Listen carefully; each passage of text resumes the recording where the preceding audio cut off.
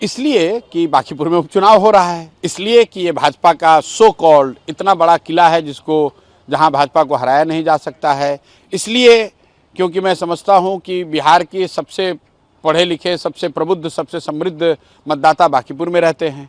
तो अगर बिहार में परिवर्तन होना है, बदलाव होना है, तो बिहार के सबसे पढ़े लिखे समृद्ध लोग अगर उस अभियान के, उस प्रयास का हिस्सा नहीं बनेंगे तो बिहार में बदलाव कैसे होगा। मेरा ऐसा विश्वास है कि बिहार के सबसे प्रबुद्ध और समृद्ध मतदाता बिहार में एमएलए बनाने के लिए नहीं, सरकार बनाने और हटाने के लिए नहीं, बिहार में एक नई राजनीतिक शुरुआत के लिए वोट करेंगे। और निश्चित तौर पर उनके सामने अब एक विकल्प है, उस विकल्प के पक्ष में वो खड़े होंगे, ऐसा मेरा विश्वास है। इसमें आपने चुनाव लड़ा सर, और उपचुनाव भी अब आप लड़ रहे हैं सर, कितनी मतलब प्रेस्टीज की इसको देखते हैं सर, क्योंकि ये राष्ट्रीय अध्यक्ष की भी सीट है सर। देखिए, मैं आपको एक चीज़ बताऊं, जब ज़्यादातर लोग चुनावी राजनीति की अपनी शुरुआत करते हैं तो अपने लिए सेफ सीट खोजते हैं कि मेरे जाति वाला सीट कौन है, मेरे धर्म वाला सीट कौन है, मेरे लेगेसी वाला सीट कौन है। मैं उसका उलट कर रहा हूँ। वो इसलिए कर रहा हूँ कि मैं पूरे बिहार के लोगों को कह रहा हूँ कि भाई अगर बिहार बदलना है तो जाति धर्म से ऊपर उठ के वोट करना होगा। लालू जी के डर से भाजपा, भाजपा के डर से लालू जी को वोट करना बंद करना होगा। तो जो बात मैं पूरे बिहार के लोगों को समझा रहा हूँ, सिखा रहा हूँ, उसको प्रमाणित करने के लिए मैं खुद यहाँ ऐसे जगह से लड़ रहा हूँ जहाँ जाति धर्म के नाम पर वोट न मांगा जाए, जहाँ लोग लालू के डर से भाजपा, भाजपा के डर से लालू को 30 साल से वोट करते आए हैं। अब उनके पास ये अवसर है, उनके पास एक विकल्प है। लोग कहते हैं हम लोग के पास विकल्प नहीं है, उनके सामने एक विकल्प है। अब उनको निर्णय लेना है कि वो सही के साथ खड़े होंगे या फिर वही जाति धर्म के चक्कर में पड़ेंगे, लालू जी के डर से भाजपा और भाजपा के डर से लालू को वोट करेंगे। हालांकि इस बार वो डर है नहीं, क्योंकि सरकार जिसकी है वो तो बनी हुई है। तो जनता को अब एक निर्णय लेने का अवसर है और मेरा पूरा विश्वास है कि बांकीपुर की जनता सही निर्णय लेगी, न सिर्फ अपने लिए बल्कि बिहार के लिए, बिहार के लोगों के लिए, बिहार के भविष्य के लिए। क्योंकि बांकीपुर में भाजपा की हार बिहार में एक नई राजनीतिक शुरुआत का आगाज होगा। बांकीपुर में भाजपा की हार सम्राट चौधरी जैसे व्यक्ति के, चाल चरित्र चेहरा वाले व्यक्ति के नेतृत्व को चुनौती देगा। और कहीं ना कहीं भाजपा के नेतृत्व को ये स्वीकार करना होगा, उस पर काम करना होगा कि जिस व्यक्ति को उन्होंने राज्य की नेतृत्व जिनके हाथ में सौंपा है वो बिहार की जनता को, बांकीपुर की जनता को स्वीकार्य नहीं है। आपने ये बात कहा है कई बार भी कि पिछला चुनाव जो हुआ मुख्यमंत्री नीतीश कुमार के चेहरे पर हुआ। मैं थोड़ी ना कह रहा हूँ, तो हुआ ही, कोई ऐसा तो है नहीं। सरकार आने के बाद से पहला ये चुनाव है, उपचुनाव है, तो कितना डिफिकल्ट सोचते हैं कि उन लोगों के लिए भी ये डिफिकल्ट है। आप भी इसको भाई देखिए, डिफिकल्ट है कि नहीं ये तो उनको तय करना है, लेकिन आप उनका अहंकार इस बयान में देखिए, जहां भाजपा के नेताओं से पूछा गया कि भाई प्रशांत किशोर अगर लड़ रहे हैं तो आप इसको कितनी बड़ी चुनौती देखते हैं।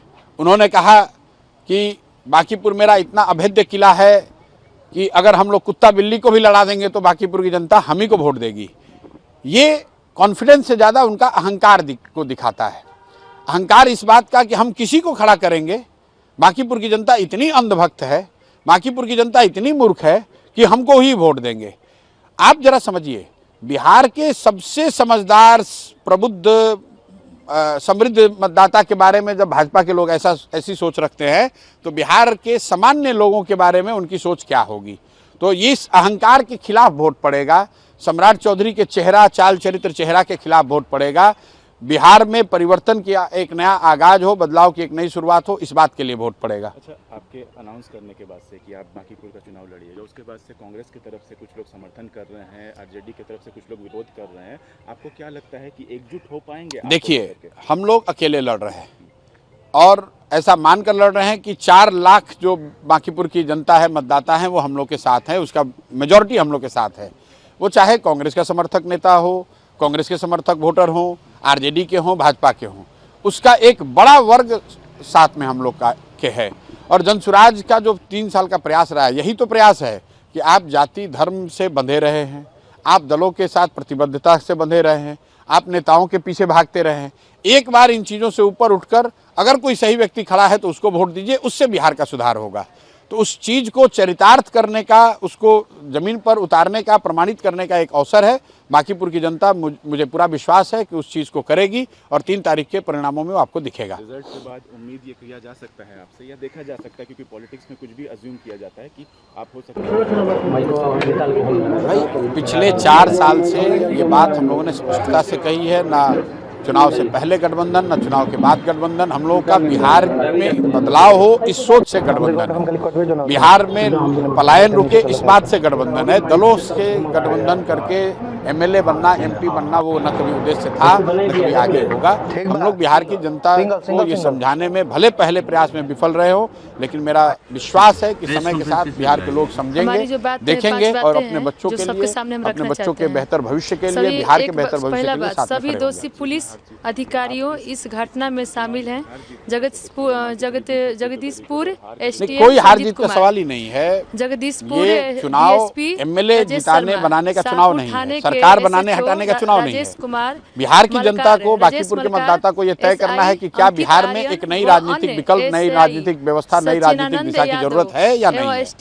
अगर वो नहीं ऐसा करते हैं तो ये मान लिया जाएगा कि भाई सम्राट चौधरी का जो नेतृत्व है, उनकी जो सरकार है वो जनता को स्वीकार्य है, हम लोग उस निर्णय को स्वीकार कर लेंगे। लेकिन अगर वो हारते हैं तो कहीं ना कहीं ये मानना होगा कि सम्राट चौधरी का जो चाल चरित्र चेहरा है, उनका जो नेतृत्व है वो बिहार की जनता को स्वीकार्य नहीं है और भाजपा के नेतृत्व को उस पर चिंतन करने की जरूरत है, इनको हटाने बदलने की जरूरत है। संबंधित कोई भी अधिकारी अगर जांच के लिए आ रहे हैं तो वो मुझे सूचित करे ताकि जांच में सहयोग किया जा सके।